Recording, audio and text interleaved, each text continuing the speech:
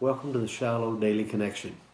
Many years ago, I was fly fishing on the Bitterroot River in Montana with a friend of mine. We had moved around as we were fishing, and he looked at me and he said, "Now, what I'm going to do is I'm going to lock arms with you and we're going to move step by step to the left." And as we began to do that, he looked at me and he said, "Are you afraid of the water?" And I said, "No, I'm not."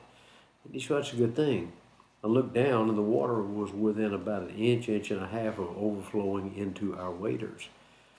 The problem with that was the waders that I had put them on first, and then you put your boots on and you secure the boots on the outside very tightly. So removing them, had some problem come, would have been very difficult. And I'm reminded of this passage in Isaiah chapter 43 where God is talking about being the Redeemer of Israel.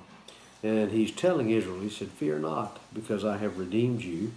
I have called you by your name, and you are mine. When you pass through the waters, I will be with you, and through the rivers, they shall not overflow you."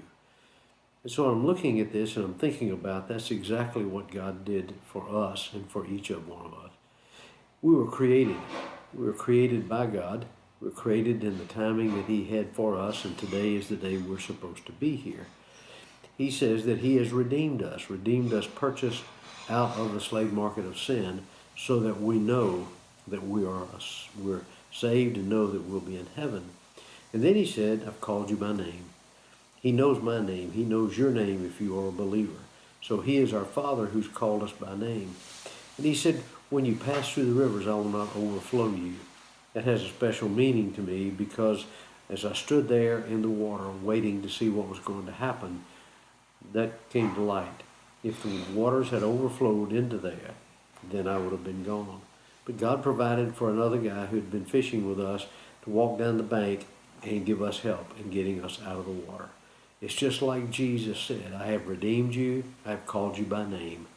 And I'm grateful that Jesus knows you and me as believers. He knows us by our name. And we're blessed to know him as our shepherd and our Savior. Thank you.